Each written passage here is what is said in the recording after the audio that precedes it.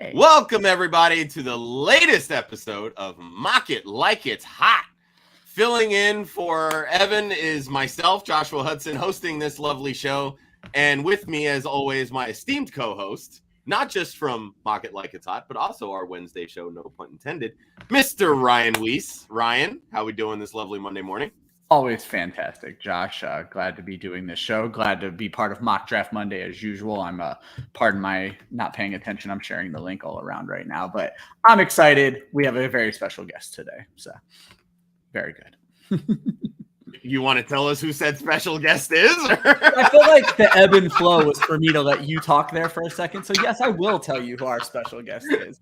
So as we brought up a few weeks ago, we did not want this show just to be about fantasy Twitter and all of us who love the smell of our own farts and all that kind of stuff. So we wanted to get more people on here who don't write about fantasy football, but still take it every bit as serious as we do. And when we came up with that idea, my very first thought was my good friend, Dan Metzgar. I have known Dan since we were teenagers.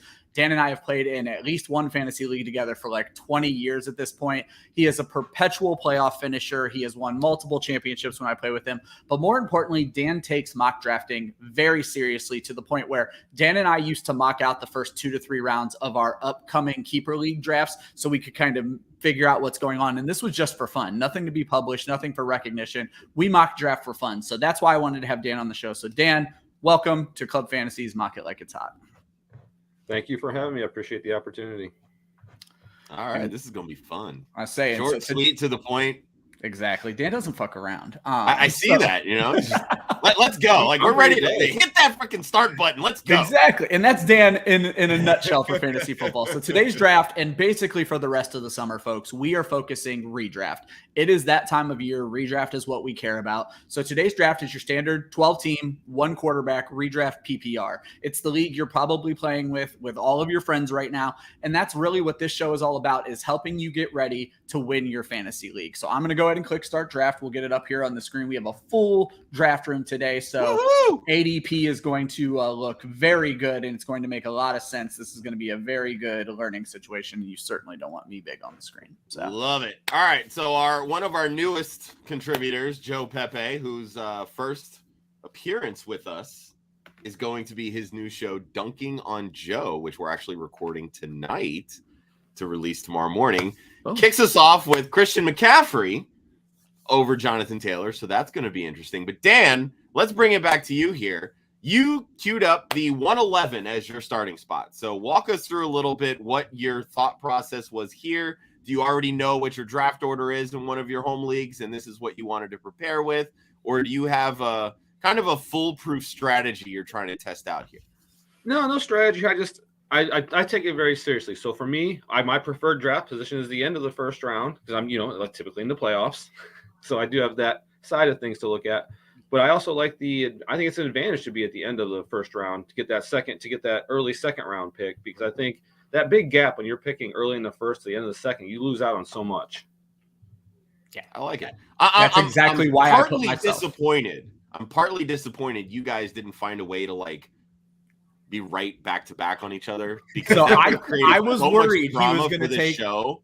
And I'm as a producer here, I'm very disappointed because I was worried he was going to take 3 or 4 when I sent him the draft link. That's exactly what I thought he would do, but I saw he went 11. But I actually agree with him in that the gap between the picks is what makes it interesting, and that is why I went with the big gap between the picks. But I also went 103, hoping that Faith and Joe would take those 2 running backs, because I wanted to test it going wide receiver in the first round, because it's not something. I was just about to say, as Dan comes through and does his first 2 picks here, Ryan, I want to kick it to you, because we saw the first 2 running backs go, Christian McCaffrey, Jonathan Taylor. You decided, instead of continuing on the running back train, you wanted to start with a wide receiver. Again, this is PPR, so it makes a lot of sense, but it's also a 12-team league where running backs are going to be even more scarce.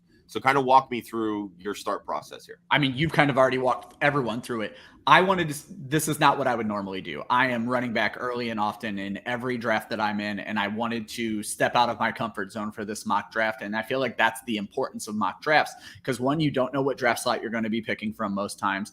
And 2, you have to plan for what's going to go wrong, not for everything going right. Austin Eckler is my running back 3. So he makes a lot of sense at the 3 spot, especially in PPR, but that's not what I was looking to do in this draft. I have a very firm strategy for my first 5 picks, and I wanted to see how it's going to play out. And so far, it's not looking great. Music to our ear, and I'm sure music to Dan's ears here as well. So Dan, I'm gonna kick it over to you here. You decided to go wide receiver, tight end. You also kind of punting on the running back position early here. No concerns with Devontae Adams switching teams and going to Las Vegas? No, I think they're going to get him the ball, and he's a big year. If this was a dynasty league, I'd be a little more concerned about something like with Adams in his future, getting old. But in a 1 year redraft, take Adams early. I like all those good running backs at the top of the draft. But if you're not going to get a Jonathan Taylor, a Harris, a Mixon, even it's hard to pass up on home run hitters like Adams and Kelsey. I like it because, and you mentioned Mixon literally went 1 pick before you. Would that have been your pick at 111 had he been there? If Mixon was still there, I would have taken him. Yeah. Okay. So it sounds like you subscribe to the Club Fantasy motto of corner the market on tight end, get the good ones really early. Is Kelsey going to have a bounce back? Is he going to be the tight end 1 this year? Because you drafted him to be the tight end 1 here. I think he has potential to be tight end 1. I don't trust Lamar Jackson enough to go with Mark Andrews there. So that's why I trust Mahomes. And I think with Hill gone, I think Kelsey could have even a bigger year. Interesting. Okay. All right. So now we've seen the third tight end go here. Kyle Pitts at the 302 to Faith. Ryan's coming up on his pick, so I'll kind of let him make his selection here. And as he did, you're just really going with these like older guys. This has been the theme of the weekend here for you. All right. It was not the plan for this draft. Let me just throw it out there. Seeing Javonte Williams go 1 pick before me and then Kyle Pitts go 1 pick before me, you really threw a monkey wrench on what I came into this draft to do. So, all right. Well, walk us through this here. You got old man Elliott, old man Fournette. You sure the wheels aren't falling off of the old guys here? They probably are, but I'm looking for top 10 potential. Both of them have shown it, especially Fournette last year. I think he caught 66, 67 balls on 84 targets last year. They've gotten worse progressively as a team. Chris Godwin's probably not going to be there for the first 6 weeks. Antonio Brown's going to be out. I think Fournette's going to see a ton of balls coming from Tom Brady, who loves to throw to his running back. Elliott is a harder sell. I'm really just going based on history, based on a good offense that I want a piece of. I got him as my RB2 in the 3rd round. It's much lower than what you used to pay for Ezekiel Elliott. But I'll be honest, there's one other player, and I'm not going to mention his name until he goes. There's one other player I should have taken, but I'm interested to see where he falls in the natural scheme of things. So I'm not going to talk about him just yet. But with these 2 guys, I want proven top 10 talent to go with Justin Jefferson and hopefully things falling into my lap with these next 2 picks, which is the most interesting 2 picks for me. Dan, any quick thoughts on Fournette and Elliott? I don't love them. Here's the thing. I try and take my emotion out of fantasy football drafts when I'm doing them. Fournette and Elliott could have monster years. It's just for me when I'm looking at running backs, that's not who I love. So I don't necessarily won't draft them. I will, but it's just not what I love there. Yeah, and that's fair. I like Elliott more than Fournette. I'll say that. I think the Elliott pick was a much better pick in the 3rd round than Fournette in the 2nd. Okay. Now I will throw out there that Faith understands what's going on, that I am an old dude and I have to support old dudes by any means necessary. So, all right, I'm going to bring up one player here because I feel like there's a lot of hype around him, especially after the trade of Amari Cooper. And Ryan, I'll start with you so that Dan can make his 2 picks here. Yeah. CeeDee Lamb going as the wide receiver 6 in the middle of the 2nd round. We've seen some good things from Lamb. Yeah.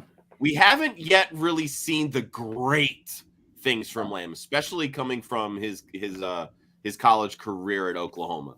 He is, for all intents and purposes, elevating to the wide receiver 1 role in Dallas, and we know that they have no issue throwing the football.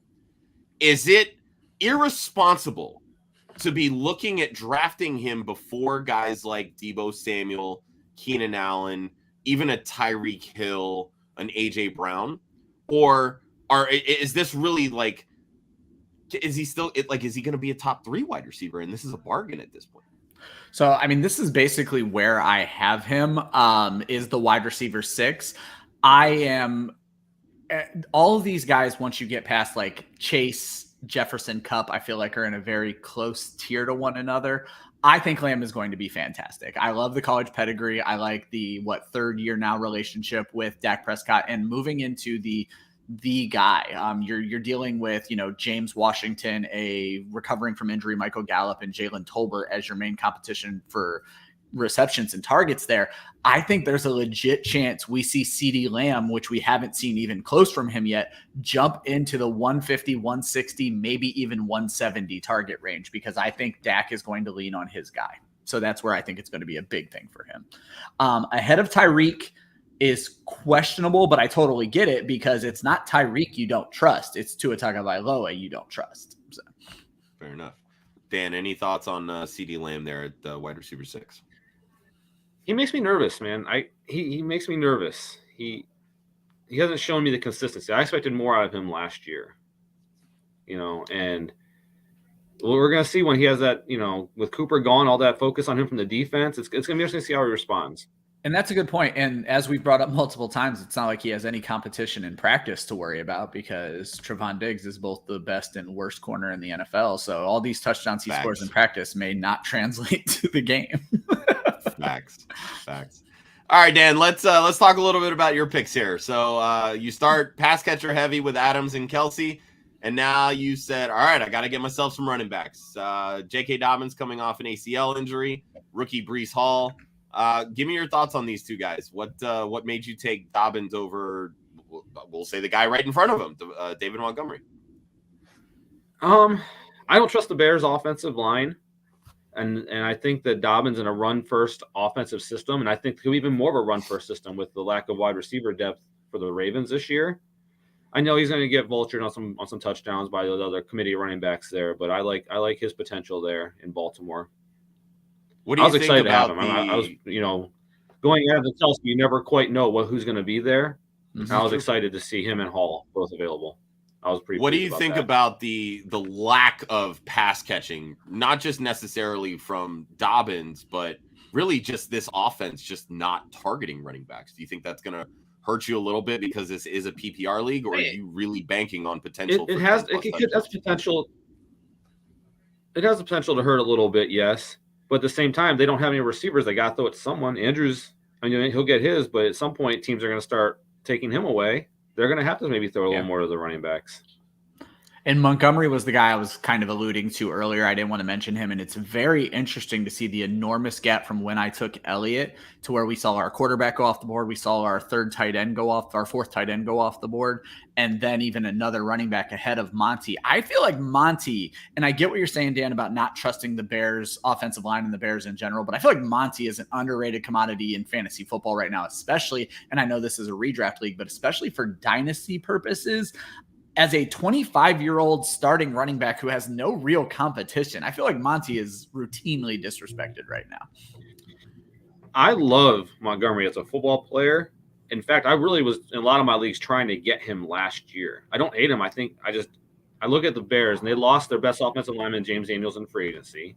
I don't know what direction they're going in, and I have a hard time. I'm really drafting. I don't necessarily want him that early. I prefer Dobbins over him. Now, if Dobbins was gone, Montgomery's in the discussion then. It would also be nice to see him play a full season. It's true.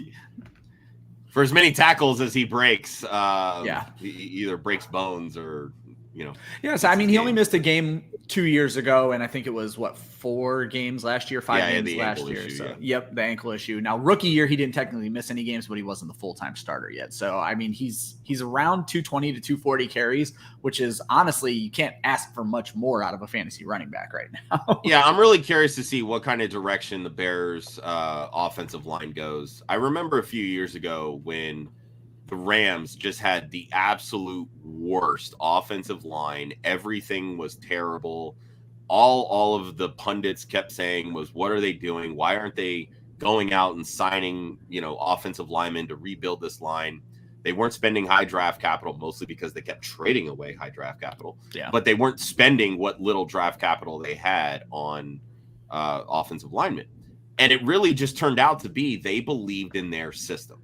They started plugging in these late round guys, these undrafted free agents, retreads from other teams, and they said, we're going to make these guys fit in the system and the scheme that we're running. You look at the Bears, they're kind of doing the same thing. We just don't know what system that they're really trying to do on the offensive line. So we don't really know whether or not to believe in it, right? I mean, Dan, you hit it on the head. They let their best offensive lineman go in James Daniel, who Daniels started really well, but is really kind of tailed off. And I'm fairly certain most of that is probably because nobody around him is giving him much help. So his numbers look a lot worse than what they probably are at that point. Hall is definitely an interesting one to me. Again, being a rookie, we know the type of talent that he has when he comes in. The Jets offense, we feel like could take a leap, but again, you're relying on younger players, and you just don't like it could be very hit or miss. And maybe I feel like he has a very clear pathway to at least 250 touches, right? Just between what he's able to do as a pass catcher and the rushing ability that we know that he demonstrates. And Michael Carter is just not a full-time feature guy. Like, he's much better as a 1B, as a, in that sort of scat back type role. So, but I am curious because, like, we see here in I think it's the 5th round, you got guys like Etienne, Antonio Gibson, Cam Akers, positive touchdown regression, Miles Sanders incoming. Like, where, like, you see Hall going above these guys here in redraft. So, Dan, right, as you start to make your next pick here, I do kind of want to get your opinion, like, what drove you to taking Hall there versus some of these other guys that, a couple coming off of an injury, but Gibson, who we've seen play really well in this league, and touchdowns are there, the rushing opportunities there, maybe not necessarily the PPR upside, but you kind of demonstrated with your Dobbins pick that the PPR upside may not be as high on your mindset in that instance. So what kind of led you to Hall over some of those guys? I think the Jets could be a sneaky good team this year. And I think that some of those players, Garrett Wilson and Hall and CJ Uzama at tight end, I think that offense, I'm not committed to Wilson. He scares me a little bit, but they have enough players and they have a good enough offensive line. I think they could be a sneaky good team this year. Yeah. I mean, I think that makes a lot of sense. And I think you kind of hit the nail on the head with Michael Carter, Josh, not being there's a misconception. And I've publicly on Twitter admitted my part of this misconception that Michael Carter had this like really good year last year. He had like 2-3 good games. And one of those games was the 13 target game where Mike White was the quarterback. When Zach Wilson's in at quarterback, they do not seem to throw to their running backs a lot, to where Hall as a bell cow might not have anything to be worried about. And Carter he might be a change of pace where you see him once every 3 drives versus what we saw last year with more of a committee. So I like Breece Hall a lot, and I like the upside. I dig it. No, I mean, like I said, not questioning the pick by any means. Love me some Breece Hall.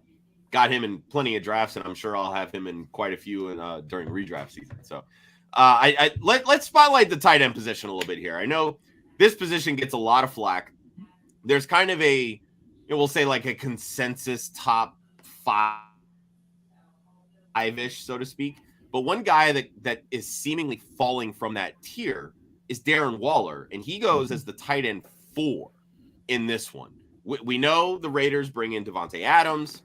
We've had this conversation, I think, on a few other shows. And Dan, I kind of want to get your opinion. How do you think Waller is going to fit within this offense, knowing that Davante Adams is quite the target hog, and Waller's been the target hog really in this offense for the last couple of years? He's a big question mark for me. I have Waller in a lot of leagues. I really like him, but he was so inconsistent. Yeah. And my concern with him as he's getting older, all the stuff his body's been through in his life with the addiction, and I worry about injuries with him. I do. He scares me a little bit, but I also think that if he's healthy, the attention that Adams is going to take away from him could really open things up for him. Yeah, because he's been the guy. Yeah. Like, he gets the double coverage, and really that's kind of what helped Hunter Renfrow take that big leap forward last year, because all the attention was on Waller. Nobody's paying attention in the middle of the field there with Hunter Renfrow. Ryan, you were going to say something. Well, no, I was going to bring up the thing that Dan kind of hit on is opening things up for Waller is outside of last year, Waller was never a big TD guy. When he did 117 targets in 2019 and only scored 3 touchdowns. That was like a record for touchdown inefficiency based on targets. I remember everybody talking about it that year. And then obviously he bounced back 2 years ago with 9, but then fell back down with only 2 touchdowns last year. Scoring touchdowns has been an issue for Darren Waller. So even if he loses volume, and I don't know that he's going to lose a ton of volume, but even if he does lose volume, if it opens up the ability to score touchdowns, and we saw Hunter Henry in this same offense score 11 touchdowns last year in a Josh McDaniels offense. So I think it could be almost a changing of what we are to expect out of Darren Waller, where we've always depended on the volume for him, and now we can actually count on touchdown scoring. Sorry, I'm typing in the comments here. Oh, all right. Ryan, I'll let you talk about Bateman here because I'm a huge Bateman guy. Love the opportunity there with the target vacancies with Marquise Brown now heading to Arizona. Give me some quick thoughts because you've got Bateman here as your wide receiver 4, which I think sets up pretty solid here. Yeah, I mean, and Dan kind of hit on this earlier. At some point, defenses are going to need to pay more attention to Mark Andrews. So last year's 154 targets, I don't know that we can expect that, but what we can expect is Marquise Brown is vacating 145 targets. And as we've mentioned, this offense doesn't throw to their running back a ton. Bateman in only 12 games last year, 67 targets, just over 5 targets a game as a rookie. I think if we see that number jump up to 7 targets per game, that's 120 and I think that's targets. Reasonable. Yeah, I was going to say, it's not like it's a huge leap. That's 120 targets. That's not even necessarily stealing anything from Mark Andrews, and that's giving some over to Dan's guy, J.K. Dobbins. So I feel like there's a lot of upside there on an offense that is a pretty damn good offense at scoring touchdowns. Now, the worry you have there is obviously Lamar Jackson taking himself and the return of J.K. Dobbins. J.K. Dobbins was a very good touchdown scorer as a rookie. We obviously saw nothing from him last year, so it's going to be interesting to see what his touchdown upside is. But I like Bateman. I like Bateman coming out a lot. We all hated the landing spot for Bateman, but with Marquise Brown gone, that changes. Bateman is the 1 now, and we're talking the 1 with James Prochet, Devin Duvernay. These are the guys that are his primary competition, and I think he's going to be just fine. So you mentioned target vacancies or vacated targets, excuse me. Yeah. This offense obviously started passing more last year simply because they had gruesome injuries to J.K. Dobbins, another ACL tear for Gus Edwards. They had to throw out of necessity. You bring Dobbins back, you get Gus Edwards back. How much is this offense going to change? And by change, I mean kind of revert back to what we know them to be, which is a very run-heavy team, likely 3 players over 100 carries. Those vacated targets are now essentially getting usurped by the running game at that point and not in a passing form. So Ryan, you've done your projections. How do you kind of see this offense playing out? Yeah, I was actually going to let Dan answer this question first. Dan, for those who... I kicked it to you because Dan's on the clock, so I wanted to let him make his picks Well, first. Let me set Dan up real quick. Dan is an enormous Bengals fan, so I've talked about him many times on the show before. So Dan is going to know the Baltimore offense very well. How I have it looking. So last year they threw the ball 611 times in 17 games. In 2020 and 16 games, they threw it 406 times.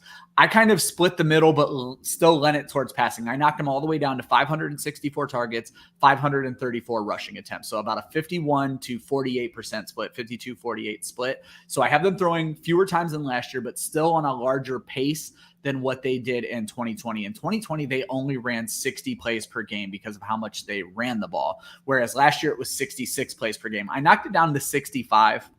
I should probably knock it down to 64 now that I'm like working it out loud. I have Bateman at 128 targets, 22% of the target share, with Devin Duvernay coming in second at 79. It's going to come down to touchdown efficiency and how much is going to end up going to the ground versus the air, because I have Lamar throwing 25 touchdowns this season. So all in all, Bateman shook out. It shouldn't take me but a second here to find it, and then Dan can talk about the Baltimore offense. Bateman shakes out as my wide receiver 23 right now. So I got a wide receiver 2 as my wide receiver 4, and that's what I'm looking for. Dan, shed some thoughts on what you think to expect from the Baltimore offense this year versus last year, getting the running backs back. So I feel like over the past couple of years, they've tried to pass it more, and they haven't been as successful. I expect them to go back to more of a dynamic running game offense than what they've done the past couple of years. Not only because they think it's been more successful, but also just because look at what the personnel they have. Yeah. If you look at Harbaugh's history as a coach, he adjusts his system around what he has available to him. Like if you go back and look at his offense before they drafted Lamar Jackson, it's not the same offense now, So I think I can see them look at that receiver room and be like, okay, let's make some adjustments. Let's look at this offensive line. Let's make some adjustments and see what we can do. So that's kind of my theory. That's my theory behind drafting Dobbins and their whole offense. So I want to liken this to another situation that I've been comparing these two situations this entire offseason. With that, and Josh, you could even answer this one because of your fandom of Philadelphia. So everyone is now saying we should expect to see far more passing out of the Philadelphia Eagles this year, that they didn't go out and get A.J. Brown to not throw the ball more and not be such a run-first team. Do we see that kind of translating to Philadelphia where they were, second to last in pass attempts last season? So are we going to see more running from the Philadelphia or more passing from the Philadelphia Eagles because of the personnel now? Here's the thing with me when I look at the Eagles and trying to project them this year. When you look at the beginning of the season, all they wanted to do was throw the football. And they realized that Jalen Hurts just wasn't ready to do that. So they said, all right, we're going back to the drawing board. We're going to utilize his legs, and we're going to run the hell out of the football. And that's exactly what they did. They ran laps around the rest of the league and how efficient they were at running the football. And it helped when Miles Sanders was healthy because he's that damn good and people just don't want to see it because all they see is that goose egg where the touchdowns were. Yeah. And so for me, getting A.J. Brown, getting somebody that Jalen Hurts is good friends with, that he trusts, to pair with Devonta Smith, who showed a lot of flashes last year as a rookie and somebody that Hurts has a history with going back to their days at Alabama, you now have some built-in camaraderie with not just the top option in that offense, but the top two options now. And I'm excluding Dallas Goedert here for a reason. So that tells me that they went through last season and they showed they can run the football. So now this year is going to be Jalen Hurts. We need you to take the next step as a passer. We need you to be able to read defenses. We need you to be able to throw your wide receivers open. A.J. Brown can catch the football. Devonta Smith can catch the football. These are guys that even if Jalen Hurts is throwing poorly, they can bail him out. We saw A.J. Brown bail out Ryan Tannehill how many times last season? Yeah. So this is a good thing for Jalen Hurts. If he can take that next step, even if it's a small step, that's going to be great, not only for his fantasy value, but for the rest of the weapons there. Run game, pass catchers, all of it, including real life and fantasy. So I think those are good steps in that opinion. With when you compare that to Lamar Jackson, you're still looking at somebody that's very erratic with the deep ball. And Jalen Hurts has similar properties here. He can throw it. They've got good arm strength. It's the accuracy on those deep balls is where they truly struggle. Rashad Bateman is somebody that has good hands. He can make those catches. And that's where I think that Bateman lends more to Jackson's upside as a passer than Marquise Brown. Brown, how many touchdowns did he drop in that Detroit Lions game? Last year? I think it was 3, right? Yeah, 3. Bateman catches at least 2 of those because he's that good with the ball in his hands. So I think that was probably some of the Ravens' thought process when they said, you know what? Brown's likely going to want the $20 million a year deal plus that, some of these wide receivers are getting. We don't value him the same way. So let's get something for him now while we can, because we have the guy that we really think can be the wide receiver 1 in this offense, and that's Rashad Bateman. I say it's very fair just because we talked about, Baltimore threw the ball a lot more last year because of their lack of wide receivers. The year before, but Philadelphia last year didn't have the wide receivers, so did they run more? And it's just going to be interesting to see how those things shake out. So absolutely. All right, Dan. Yeah, you just made your last pick here in the 10th round. You spent the 2nd round pick on a tight end. This is not a tight end premium league. I need to understand the thought process here in taking another tight end and Mike Gesicki here in the 10th round. So my thought process when I'm looking at building a team, you gotta have depth, man. Injuries are going to happen. What's that? I said it's wrong. That's what the process is. So, I look at everyone that was still available. I didn't see anybody that's going to put up points, anybody that could add depth, anybody that's going to have trade value. You have teams that don't even have a tight end yet. You know, I look at fantasy at the whole aspect. It's not just like Ryan used to live here in Ohio. We have a league full of Browns fans. I'll try and get a Browns player or two every year just for the point of trade bait later. Yeah. Thank you for bringing up that aspect. So we obviously we do this show, Mock It Like It's Hot, because we want to be able to teach the masses, right? Sure, we fill the drafts up with a lot of, of our Twitter friends, our staff here at Club Fantasy, and we're extremely grateful for that. But one thing that we like to do with this show as we're on air is we want to be able to provide that type of feedback. And Dan, you hit the nail on the head when you said, I know that we play in a league with a lot of Browns fans. Sometimes you have to play chess when others are playing checkers.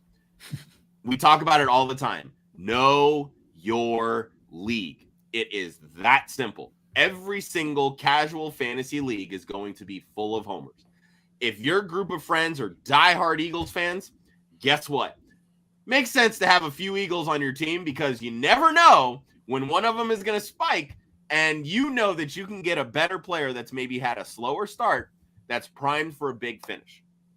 And now you've fleeced that league mate. Yeah. Okay.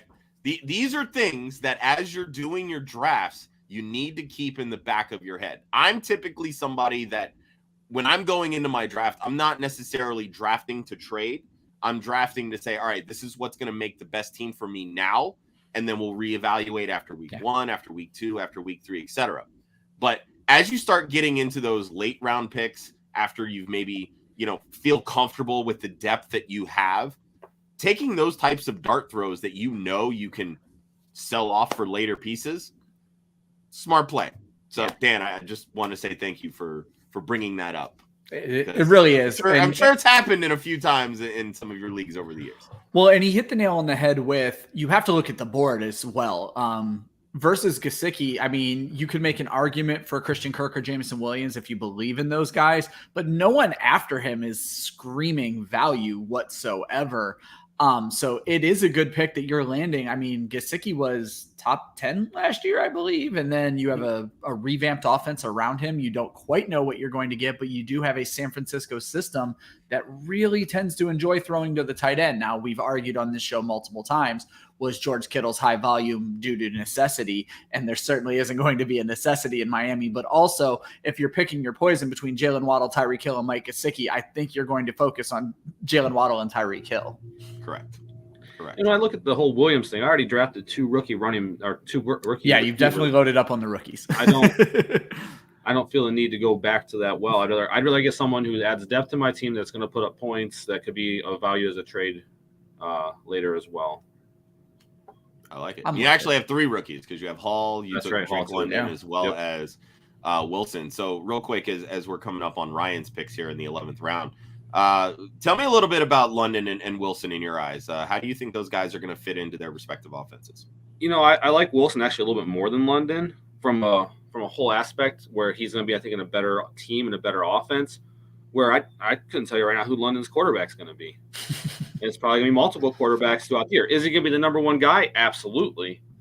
So that's why I went with him first, because he's definitely going to be the number one receiver there. I know Pitts is there, and he'll probably get his share as well. But from a receiving standpoint, that look at that Atlanta team, they have a good number one corner there, but the rest of the defense kind of suspect. I think they're going to have to score a lot of points in their games. So one receiver that's got an offense that's got to put points. Dig it. Yeah. All right, as Ryan, you make your picks here. So your 11th round, you've got 5 running backs, 4 wide receivers, a tight end. You finally took your first quarterback here with Derek Carr in the 10th round. How you like your team so far? I mean, it's not my favorite team. There were things that didn't quite go. I typically don't like drafting teams without an elite tight end. I will say Dalton Schultz, with the loss of Amari Cooper, should see a ton of targets this year and probably has one of the best potentials to, I think he was close to, if not, I think he was a top 3 tight end last year. And I think he has a chance to be a breakthrough and stay in that area. Like I said, the key here was to see what happened with running back. And while old, I do feel like I have running backs I can play just about every single week. Obviously injuries and fragility are going to be my concern. Late quarterbacks shook out really well for me.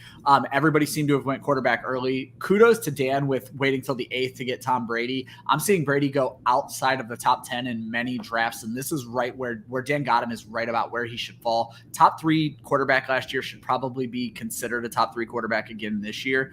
Derek Carr, we all love the weapons. It's just how do we feel about Derek Carr? In a 12-team league, he's about the last guy that I'm comfortable with as my starting quarterback. He kind of feels like Kirk Cousins in that manner that, you want a piece of Justin Jefferson. Well, with this, I'm getting a piece of Devontae Adams, Hunter Renfrow, and Darren Waller. So I'm pretty happy with having Carr. It's just going to be interesting because it is his first year in this offense. But for waiting this late on quarterback, I'm pretty happy about it. So I want to give a quick shout out here to T. Wilbur from the 107. It's pretty clear to me that he's not an avid listener of Club Fantasy. Otherwise, he would not have taken Cole Kmet here in the 11th. Especially not ahead of Freiermuth. That's the one. I understand we hate Cole Kmet on this show, and we're going to shit on him every single time he gets drafted. And I'm fine with all of that. But ahead of Pat Freiermuth, come on. We had to give one Cole Kmet shout out. So yes. Wilbur, if you're listening, I'm sorry you had to be the brunt of it. We fired a writer this morning for Cole Kmet in a dynasty. So our most popular writer, she's gone. So Kira, okay, let's not put that slander out into the I was going to say, Kira, if you're listening, that's you I'm talking about. You're fired. She's just not invited to the company picnic, right? Let's keep in mind, she drafted this dude, what was it, the 10th, 11th round of a dynasty startup. He needs to be drafted, but we hate him, and he scores no touchdowns, and it's going to get worse this year. It's all about principle at this point, guys. All right, Dan, so let's talk a little bit about your team here. We mentioned you've got the 3 rookies. The one... Great value on Tom Brady, by the way. I still can't believe he was the 8th quarterback off the board here. And that's one position we haven't talked. Yeah, every year. I mean, the guy's an ageless wonder. Father Time knows. He hasn't found him yet. I still don't know how, but he has. I just feel like he falls every year in every draft, and I love to get him late. Yeah. Yeah, it makes perfect sense. To me, he's the biggest lock for a top 5 quarterback. Like, you can see Mahomes fall off a little bit this year without Hill. Josh Allen's been great, but I was say it'd be hard to argue against Allen. Brady and Allen, I think, are in there. I'm not saying they're not, but I'm just saying I think Brady. I mean, every year he's just great, and to get him as late as that, I love it. So tell me a little bit. Talk to me about Clyde Edwards-Helaire, because you've now actually doubled up with the Chiefs running backs because you snagged Ronald Jones here on the 11th. Do you think he's going to take that next step as a pass catcher? I think there's a chance of it, and that late in the draft, I'll take that chance. But that's also why I doubled up with Ronald Jones there to balance it. Because also, I think, we talked earlier about how certain players you haven't seen play a full year. Mm-hmm. He's going to get hurt at some point, it seems like. That's why I like to have Ronald Jones there with me. Or he'll show up like 140 pounds or whatever. And then if Edwards-Helaire doesn't take that next step, I also could just see Ronald Jones just completely take that job over. And to get a running back in the 11th round for a top 5 offense, yeah, I'll do that. Yeah, especially somebody that could very easily be in line for 180 carries. Like, we've seen Ronald Jones be a pretty effective first and second down guy. His ability as a pass blocker, as a pass catcher, look, we know it sucks. He's terrible on third downs. And this is a team that needs to pass the football because that's just what they do. But on the flip side of that, Clyde Edwards-Helaire isn't great as a pass blocker either, but he's very effective as a pass catcher. So I mentioned this on it's going to be interesting to see how that shakes out. Go ahead, Ryan. I talked about this on a show I did with the Fantasy Whisperers last week. So Clyde Edwards-Helaire, the issues were pass blocking right when he came into the league, and how are you going to put this kid in here to block your $50 million a year quarterback? Just like ill timing. Mahomes had just got that contract. So Edwards-Helaire was dealing with injuries when he came in. Plus, he came in the COVID year where there was no true preseason. It was a mess. Then last year, there were the reports that with his gallbladder, I think it was, he had dropped to 160 pounds when he plays at about 210. That's tremendous. And you're not going to allow some skinny 60-pound kid to pass block for your $50 million quarterback. So I'm wondering how much of his not development as a pass blocker because they've never had the opportunity to actually work with him as a pass blocker. So you're hoping this preseason he's 100%, he's up to his playing weight and has been studying, and you might actually get to see him practice as a pass blocker instead of just like needing to eat to gain weight or whatever the hell he had to do last year. Yeah, that's like asking Tutu Atwell to stand in the backfield and block Aaron Donald. Exactly. Like, come on, it's just not. it's not how you're going to run your organization after you've paid this amount of money. So correct. All right, so we're coming up on the last 5 picks here. Before we get to the end game, well, I was going to say, before we get to the end game, there's a point I want to bring up, and it's a little bit of a draft takeaway. With the 9th slot, it's actually a friend of Dan and mine's, Xavier. So this was a strategy that I was heavily just take Joey Chestnut. This was a strategy that I was very much not on board with a few weeks ago. Got on board for about a 2-week period and have fallen completely back off of. So Deshaun Watson, when it looked like he was only going to get a 6 to 8 game suspension, taking him late as a potential top 5 quarterback and then pairing him with a second quarterback who can play those first few weeks for you. There was a great discussion in the Football Guys chat that Deshaun Watson's value is what he could do for you in the fantasy playoffs. Winning in the last 3 weeks of your season is way more important than winning in the first 3 weeks of your season. You got to make the playoffs, but you need to win in the playoffs. You got to win that championship. So number one, I don't know how I feel about that anymore with more and more stories. And Dan has actually been very helpful because Dan is still in the Cleveland area. So he gets to break down all the Deshaun Watson stories as they happen and get them to me. Number one, I'm not sure how I feel about that strategy at all anymore. But number two, is Trey Lance the starter in San Francisco? Does Xavier walk out of this draft with 2 non-starters at quarterback? So I find that as a very interesting takeaway. And Dan, we've talked ad nauseum about Deshaun Watson every night when we play Call of Duty, but in fantasy, what is your thought process around Deshaun Watson right now? You know, it's just such a gamble to even take him because I personally think he's going to be gone for the whole year. But if he's playing, he's still Deshaun Watson. He's still a great quarterback. He's still going to put up numbers. It's such a roll of the dice that, you know, I wouldn't mind taking Watson late as my second quarterback, but I definitely would not be taking him as my first. Because let's think about this. The other part of it is he didn't play at all last year. If he is only suspended, 8-10 games, something like that, it's almost 2 full years. He's going to have some rust. You're not going to come out and just be lights out. To be fair, and if you look at Dak Prescott going 2 picks after Trey Lance, if you had done Watson and Prescott, first of all, what the hell with Dak Prescott? I don't know how that happened. If you look at Watson and maybe pair him with Prescott, then it feels like a good move. And Dan, it goes back to your talking about with the tight end. Once Watson's back, and if there is no rust, now you have this insane, especially in a 12 league, this insane trade value on Dak Prescott. But all in all, pairing him with Trey Lance just feels not correct to me. Well, not only that is your comment about is Lance a starter? Even if he is a starter, have you seen enough from him to think that he is going to be this guy that can lead your fantasy team to the playoffs or a championship? Yeah. I haven't seen that. It's fair. Josh, are you with us? We know how much rushing upside is given to these young guys that, have the running game. Like, it's a built-in floor for a fantasy quarterback. So I think for Trey Lance, that's really where the value lies. It's in the rushing upside because you kind of have to feel that he's going to get at least 500 rushing yards and probably 3 to 5 rushing touchdowns as a result. And that's a pretty solid floor at that point, regardless of what he does through the air with his arm. And again, with Jalen Hurts, that was kind of the same concept last year. So one thing I want to provide or bring up really quick before we get into Ryan's draft takeaways. This is a 12-team league. Yes. I've had many of 12-team league teams that have been struck down by not having a viable backup quarterback. In this draft, we've seen 5 teams go the route of a backup quarterback.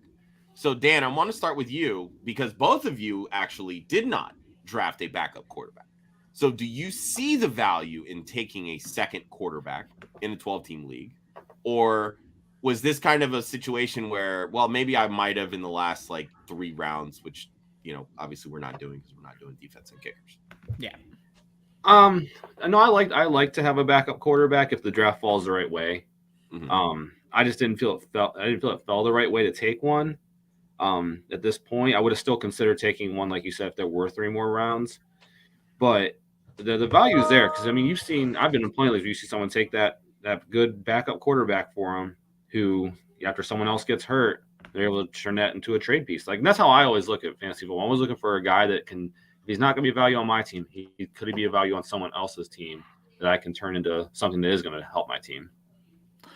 And that goes back to your comment earlier, Josh, and from a note of Dan, know your league. I play in a league with a 10-team league where the entire league hoards backup quarterbacks. And as everyone who's followed me for any period of time knows, if I don't end up with somehow a great quarterback, which I usually won't because I won't pay the draft capital, I stream the position. Well, streaming becomes a lot harder when 9 teams are holding on to 2 quarterbacks, and all of a sudden I'm picking from 19 to 27 and having to throw my guy Gardner Minshew out there every week. It's not the best situation for me. And so you have to know your league in that circumstance. I will say I typically go into the draft much like Dan, trying to leave with as much trade bait as possible. We've talked about this on the show before. We don't even include defense and kickers anymore. Kudos to those who draft with us because they don't even draft them when we do. I don't draft defense and kicker with the hopes of setting up 2-for-1 and 3-for-1 trades later. And then with those extra roster spots, Josh, if it's a league where they'll hoard quarterbacks, Dan and I's home league is a 14-team league. If you want a backup quarterback, you better figure out a way to get him on your roster before the preseason because there's nobody there. Yeah. And so if I have the roster spot, I don't care so much about the draft. I will usually leave the draft with only 1 quarterback. But after I make my first 2-for-1 trade, then I start to go look for hopefully another quarterback that can fill in for me. So, all right. So we've got the draft board here on the screen. Yep. Brian, I'll give you a chance to kind of talk to us some of your takeaways, some teams that you like, some picks that you like, some picks that you maybe don't like as much. Yeah, I was gonna say, honestly, everybody did a really good job, especially at the top of the draft. I'm a little shocked, and this is really a change in the market. I can't count as quickly as you guys do, but what is it? It looks like Javonte Williams was the 8th, maybe 9th running back off the board. A draft we did a month. Even lower than that. 1, 2, 3. Is he? 6, 7, 8, 10, 12. Jesus. 12. So yeah. 12. We've seen drafts where he's the 3rd running back off the board. Not very recently, the re-signing of Melvin Gordon obviously scared that off. I still like Javonte Williams. I will say there seems to be a major value disparity between Javonte Williams and Melvin Gordon, who split carries straight down the middle. And if you believe coach speak, it sounds like they plan on running a very similar offense. Even Javonte Williams said they're going to run a very similar offense.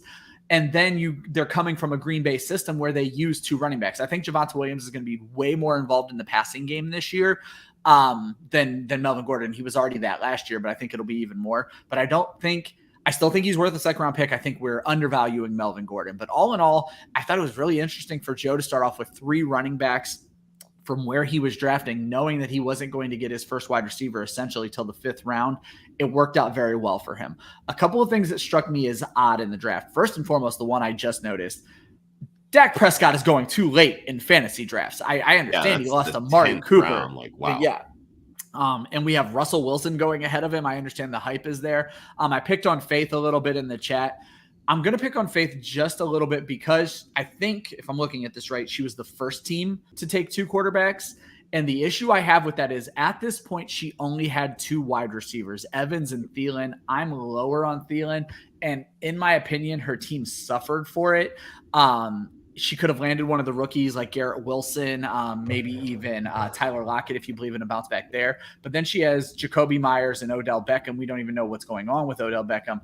Taking the 2nd quarterback in single-digit rounds is where I kind of draw the line. I like what other people did because they all waited. Faith definitely shouldn't have done it there.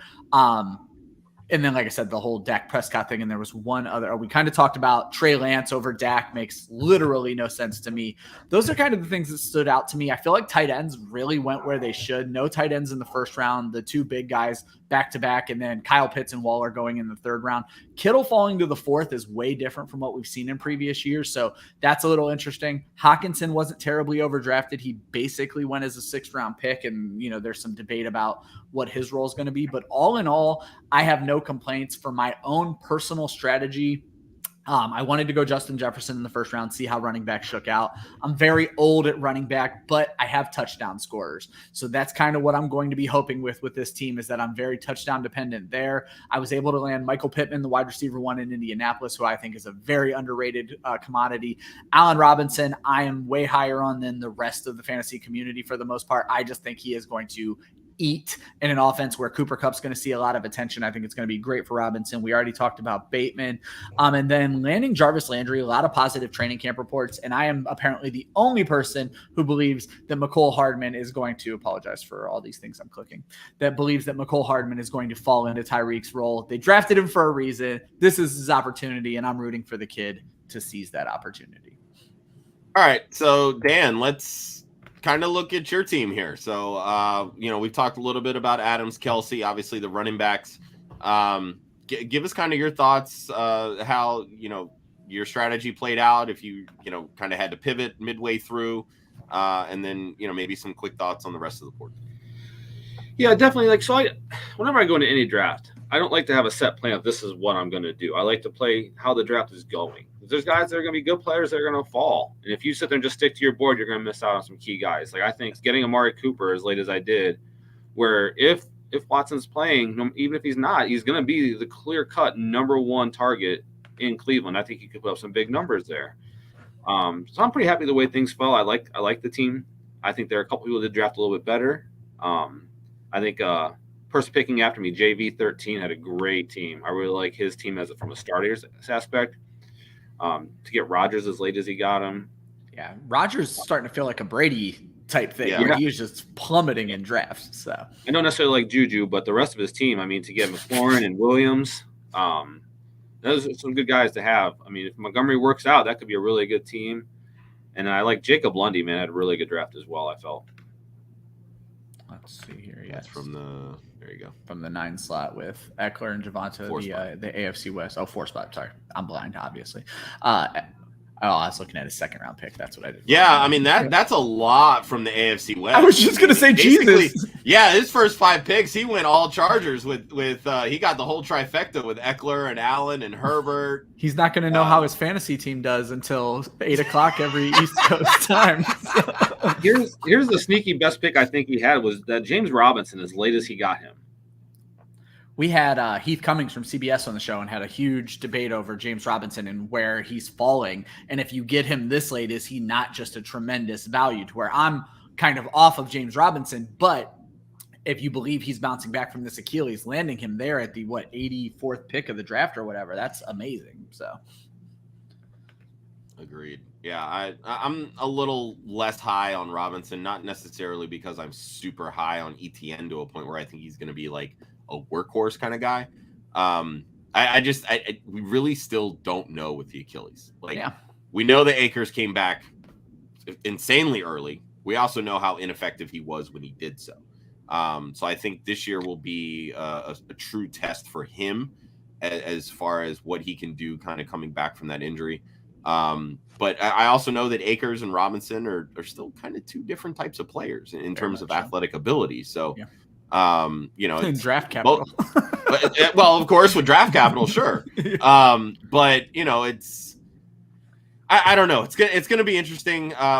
We know the Jaguars spent a 5th round pick on Snoop Connor. Connor wasn't anything special really in college. Obviously, fall into the 5th round. The team probably didn't put that high of a preference on hey, we're drafting this guy because we want him to be like a 1B to ETN kind of thing. So, maybe they still have some faith that Robinson could bounce back, but I think it's going to be, a little bit of a slow start. The one point I want to make on Robinson, would be that think about that coaching staff last year. They didn't like him. They didn't want to use him. Yeah. And I just think that having a new coaching staff come in that could potentially use him, and everything I've seen out of ETN is him lining up at receiver a lot. Are you alluding that they cut his his Achilles on purpose? It sounds like an Urban Meyer sort of thing to do. So. He does like to kick his players. Exactly. Kick them while they're down. One thing I want to throw out to you guys before we leave, because I noticed it while Dan was talking up JV13's team. 4-round disparity between Breece Hall and Kenneth Walker. Do we feel like that's about right in redraft? to me, yes. I think in a dynasty, Kenneth Walker is going to be a great player down the road. But there are so many running backs in Seattle that I think that's going to hold him down. Whereas I think Hall is going to be the guy with New York. Yeah, and Walker did go 5 picks after Rashad Penny in here, and I think that's about fair when you really look at it. You know, Penny had such a hot finish last year. He did re-up only for 1 year, and I think a lot of that is less indicative of him as a talent and more so from an availability standpoint because he has missed a lot of time with injuries. But again, you know, they spent a 2nd-round pick on Kenneth Walker, and you know that's high draft capital for a running back. So that tells me the new first round for running backs. That's essentially the new first round for running backs. Exactly. So, you know, they're bringing Walker in because they want to get him touches. It's just going to be a matter of when does he get those touches. We know that when Hall. Does Rashad Penny get hurt? Well, and there you go. Like we know that you know Hall was drafted because they need a feature back. Like Michael Carter, as good as he is, he's not it. So we know he's going to get a lot more touches early and late. With Walker, it may not be early. It could be week 11. But it could also be week 3. We just don't know with Rashad Penny. So I think the disparity between those two, Penny and Walker, is fine. And I don't hate the disparity between Hall in the 4th and Walker at the top of the 8th. Boom. All right. So that about does it. Dan, first off, thank you. This has been a lot of fun. It's always nice to get a different kind of perspective, you know, from people like us that, you know, consider ourselves analysts or fanalists, because I hate the word expert. But, you know, this is something that we do often. I mean, shit, we're on how many times a week, right? At least two or 3. Yeah, I see him promoting a lot of it on social media. So there you go. Shameless plugs, right? Speaking of shameless plugs, Dan, we know you're not an analyst or a fanalist, but you know we want to give you a chance to kind of promote yourself a little bit, and or maybe you got some other stuff you want to talk about. I don't know. If I was gonna promote anything, it'd be Club Fantasy Football, man. I've seen what you guys have done with Ryan. Took him from an average guy in our league to an actual champion for the first time. Part-time ninjas, baby. I would just like to point out really quick, and this is no slight on anybody unless you want to read in between the lines. Ryan worked for a pretty prominent fantasy football company and never won his home league. Couldn't win a championship. He starts with us, wins his home league. Just throwing that out there. And Dan, how many years did it take him to do that? Oh, too many to count. I mean, what, 16, 17 years? I think 15, but it might be 16. I mean, he still hasn't figured out a way to beat me consistently, but, you know, we're not going to talk about that. Oh, I absolutely love it. Dan, thank you so much. This has been fantastic. Loved it. Ryan, thanks for thinking to bring on your homie, man. My rival. Your rival. I like it. Bitter rival on top of that. I like it. All right. This has been Mock It Like It's Hot here on the Club Fantasy FFL YouTube page. Be sure to hit subscribe if you are watching. We just gave away a signed Keenan Allen Chargers jersey. When we hit 400 subscribers, I'm giving away a signed Deebo Samuel 49ers jersey. And here's hoping he's still on the 49ers by the time we hit 400 subscribers. It could be a throwback by then. Be sure to check out our website, www.clubfantasyffl.com. We are smack in the middle of our A Look Inside team preview series. Every Wednesday on our show, No Punt Intended, we cover 3 different teams, starting from the worst all the way up to the best, which will lead to our 3rd annual Women of Fantasy Football shows. And I believe it's August 10th this year is when we're starting. So far, we've had Ryan's article on Travis Etienne. And I know I'm going to miss a whole bunch of people. So to our writers, I only had last week. I apologize. But, you know, Breece Hall with the Jets, Kadarius Toney with the Giants, DJ Moore with the Panthers. We've had all kinds of previews that are dropping. We'll have 3 more that will be coming out this week, focused on the Bears, the Falcons, and the Denver Broncos. Yep. So be sure to stay tuned and glued to the website. This week on No Punt Intended, we're welcoming Miss Lindellians herself, Linda Godfrey. She does the kicker tiers with Matthew Berry's Fantasy Life, and she's a good friend of the show. Needless to say, really the biggest reason we're bringing her on, and I don't think it's any secret, and we love Linda to death, but she's coming on to defend the honor of Cole Kmet, and with Joe finally coming back this week, I'm basically looking forward to about 30 straight minutes of Linda trying to make Joe cry. And I literally have the text from Linda to prove that is her goal this week. It's going to be fantastic. It's going to be fantastic. Ryan and I are just going to sit back and we're just going to be like, all right, let's go. Yeah, I'm not courageous enough to be against Linda. So even though I'm very anti Cole Kmet, I'm very pro Linda. So I'm just going to I might just skip the show and watch. Oh, don't do that. It's going to be fun regardless. But yes, we're covering, as I mentioned before, the Bears, Falcons, and Linda's Broncos, mind you. Yes. So it's going to be a fun show on Wednesday. Tonight, actually, we are pre-recording the very first episode of a new show that we're debuting called Dunking on Joe. And no, I don't mean Joe Zolo. No. One of our newest contributors, Joe Pepe, Mr. Celebrity Boxer himself, is joining the team. And we're actually going to tie his show in with our Look Inside series. So it's going to be a nice little short debate show where we focus on one player with one of the teams we're previewing on our Core Wednesday show this each week. And he's going to take an opposing view to a special guest. And this week's special guest is actually one of our newest writers with Club Fantasy, Steve Lawson. And the debate topic this week: does David Montgomery of the Bears have RB1 upside? There you go. Fits into this show. So stay tuned. We'll be dropping the episode Tuesday morning on our YouTube page. And we'll see if Joe gets dunked on this week. We're going to have some fun sort of interactive stuff that we're going to be doing with the show as we go through and keep the train moving. But it's going to be a lot of fun. If you follow Joe on Twitter, this is going to, yes, exactly, a short debate show. If you follow Joe on Twitter, you will know that people like to bag on him because of his height.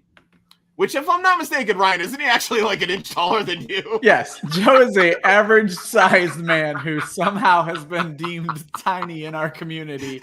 And I brought up that he is a semi-professional boxer, but yeah, he is just a punching bag at Club Fantasies. Oh, it's absolutely hilarious. It's so funny. And I think what's even more funny, we're doing our Club Fantasy Dynasty draft right now. His team name, Tall as Fuck. I love it. Absolutely love it. So with that, we'll sign off. For our special guest, Dan Metzgar, for Ryan at the Fantasy 5 on Twitter, you can find myself, Joshua Hudson, at the One Hudsonian. The social media for all of Club Fantasy, at Club Fantasy FFL, Facebook, YouTube, and Twitter. Once again, our website, www.clubfantasyffl.com.